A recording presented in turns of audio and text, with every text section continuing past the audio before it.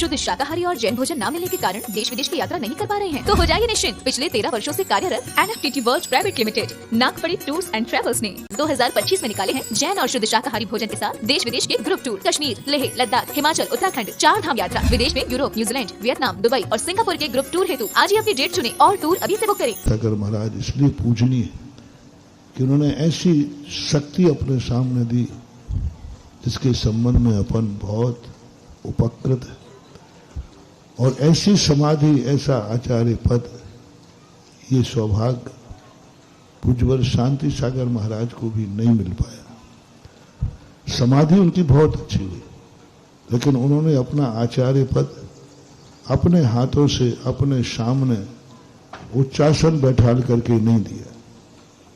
उन्होंने नहीं किया, ऐसा नहीं कर पाए। उन्होंने घोषित तो किया, उन्होंने अपना आचार्य पद अपने शिष्य को घोषित किया। घोषित करना भी एक बहुत बड़ी महानता है।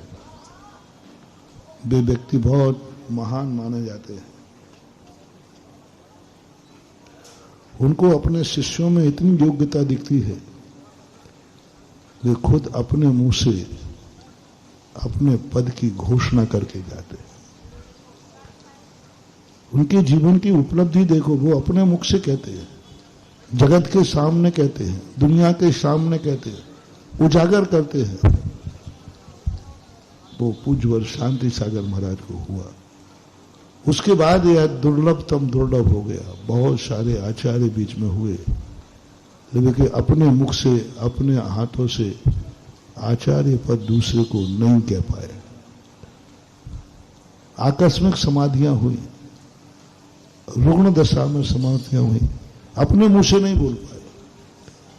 लेकिन एक उसके बाद आचार्य ज्ञान सागर महाराज हुए, जो विश्व के इतिहास में 2000 वर्ष के बीच में इतिहास के पन्नों के द्वारा देखा जाए तो पहले ज्ञान सागर थे, जिन्होंने अपने शिष्य को अपने सामने, जगत के सामने उच्चासन पर बैठाल कर आचार्य पद दिया। ये है आदर्श, ये है पूजा के योग। अपने मुंह से अपने सामने बैठाल रहे, वो शिष्य कितना योग होगा।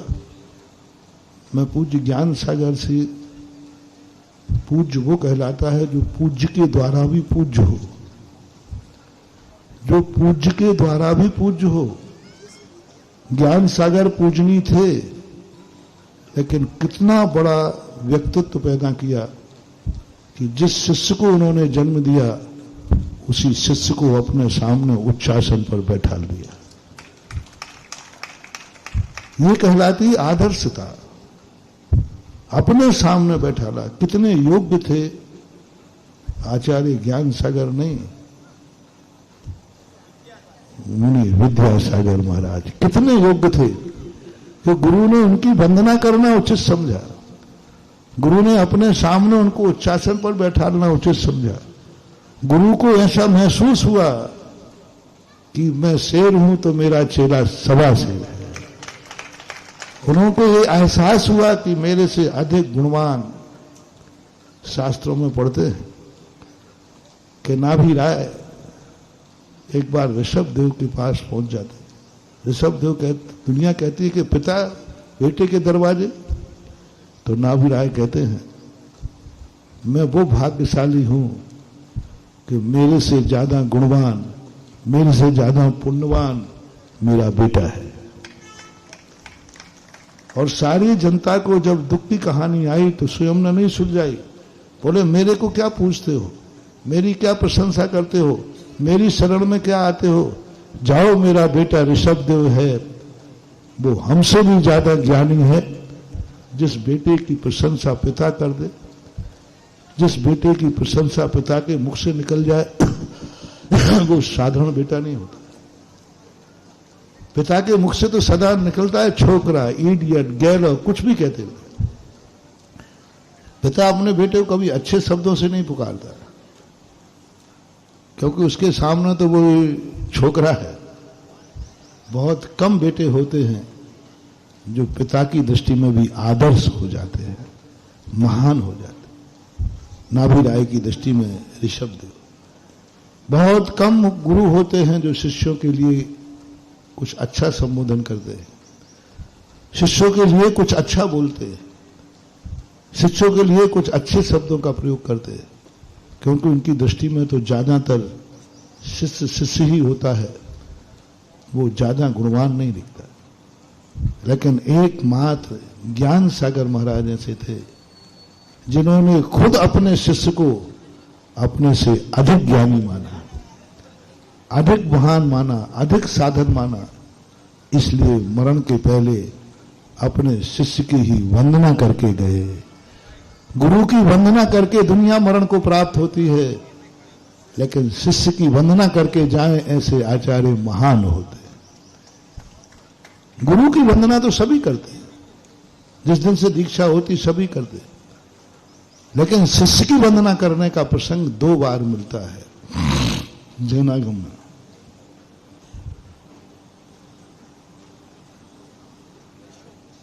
मूलाचार के अंदर वसुनंदी महाराज, ये कुछ समय जब शिष्य किसी महान प्रायश्चित लेकर के, गुरु की आज्ञा में प्रायश्चित लेकर के ध्यान में बैठ जाता है, उस समय प्रायश्चित देने वाले गुरु उस अपराधी शिष्य को जिसने प्रायश्चित लेकर ध्यान में चला गया, उसको जाकर के 3 प्रदक्षिणा देकर गुरु ऐसे शिष्य की वंदना करते हैं। कितना बड़ा महान है। अभी प्रायश्चित दे रहे हैं, अभी वो अपराधी है, दोष का निराकरण हुआ, लेकिन प्रायश्चित में वैसे ध्यान में बैठा, गुरु पीछे उठाते हैं उसी शिष्य की 3 प्रदक्षिणा देके नमस्कार करते हैं। एक गुरु के द्वारा शिष्य की वंदना उस प्रसंग में दृष्टिगोचर हुई। दूसरी दृष्टिगोचर हुई जब स्वयं आचार्य गुरु अपना पद अपने सामने शिष्य को देकर उसकी वंदना करते हैं, शिष्य को अपने सामने उच्चासन पर बैठालते हैं। उस समय शिष्य गुरु के द्वारा वंदनीय होता है। अभी तक मुझे शायद महान में कोई साइड में कोई हो तो उसने पता नहीं, गुरु परंपरा के अंदर आज तक किसी को यह सौभाग्य नहीं मिला कि किसी गुरु ने अपने शिष्य की वंदना की हो समाधि के समय, उच्चासन पर बैठा ला हो। किसी गुरु ने अपने शिष्य को उच्चासन पर बैठाला हो, ऐसा कोई मूल परंपरा में देखने में नहीं आया।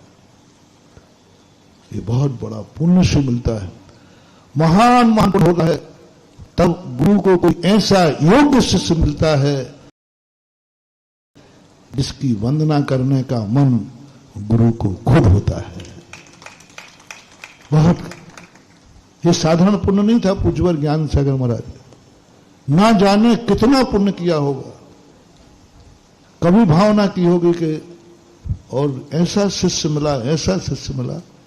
जैसे मैंने तीर्थंकरों कहा, सभी पिताओं को नहीं मिलता कि बेटा की वो वंदना करें, बेटा को महान करें, लेकिन बहुत जन्म जन्म के पुण्य नाभि राय ने किए, राजा सिद्धार्थ ने किए, जिन्हें खुद अपने बेटे की वंदना करने का सौभाग्य मिला। संसार में यहां एक शिक्षा लेते जाना चाहिए। जो पिता यदि अभी तक धर्म में आगे नहीं बढ़ पाए या दीक्षा नहीं ले सकते, कम से कम वे आज सारे संसार के माता पिता एक भावना भाएं कि मुझे महान बनने का मौका मिले या नहीं मिले, लेकिन इतना मौका जरूर मिल जाए कि तुम खुद अपने बेटे को दीक्षा देकर तुम स्वयं उसकी वंदना करो। दीक्षा ले रहे हो और तुम वंदना करो। बेटी दीक्षा ले रहे हो और तुम आरिका बन के आरिका की वंदना करो। धन्य है वो महानत, धन्य है वो मां जो अपने ही बिटिया की वंदना करती है आरिका बन जाने के बाद। धन्य है वो पिता जिसने बेटे को जन्म दिया, बेटा मुनि बन गया और वो खुद जाकर उसकी वंदना करता है। वंदना का सौभाग्य मिलता है, बहुत बड़ी चीज है महानुभाव। धन्य है वो पति जिसको ऐसा सौभाग्य मिले कि पत्नी आरिका बने और पति जगत पूज्या की वंदना करने जाए। ये बहुत कम मिलते हैं। जिन्होंने तुम्हारी पूजा की है वो तुम्हारी पूजा करने के लिए बाध्य हो जाए। जिसने तुम्हारी पूजा की, बेटा ने तुम्हारे चरण छुए हैं, बेटा ने तुम्हारी वंदना की है, बेटा ने तुम्हारे लिए बड़ा माना है, ये बेटे का बड़प्पन है। क्या पिता का पुण्य है कि बेटा इतना महान हो जाए कि पिता उसकी वंदना करने के लिए लालायत हो जाए? तो सब पिताओं से मेरा कहना है, एक बेटा ऐसा जन्म दो जो जन्म के समय तो वो तुम्हारी वंदना करे और बड़ा होने के बाद पिता बेटे की वंदना करे, यानी वो मुनि बन जाए। वे पिता धन्य हैं जिन्होंने अपने बेटे को मुनि अवस्था में आंखों से देखा। वे पिता धन्य हैं जिन्होंने अपने बेटे को जगत पूज पंच परमेष्ठी पद पर देखा। वे पिता महान हैं जो अपने बेटे के ही चरण धोकर के गंधोदक लगाते हैं मुनि बनने के बाद। वे पिता महान पुण्य से होते हैं जो अपने बेटे की हुई पूजा करते हैं मुनि बनने के बाद। वे माताएं धन्य हो जाती हैं जिनकी खुद की बिटिया आरिका बन जाती, और वे गुरु धन्य हो जाते हैं। वे गुरु पुण्यात्मा हैं जो ऐसा शिष्य उनको मिले कि वे अपने सामने ही अपने शिष्य की वंदना करने के लिए लालायत हो उठे। मात्र अभी तक पूज्यवर ज्ञान सागर महाराज का जो मैं पुण्य देखता हूं, ज्ञान सागर महाराज की जो विधा स्थिति देखता हूं, गजब। कैसा शिष्य पैदा किया, कैसा शिष्य संस्कार दिया, उसकी वंदना करने का स्वयं मन हो गया। अपने सामने उच्चासन पर बैठाल दिया, स्वयं नीचे आसन पर बैठ गए। ये ज्ञान सागर का दुर्भाग्य नहीं।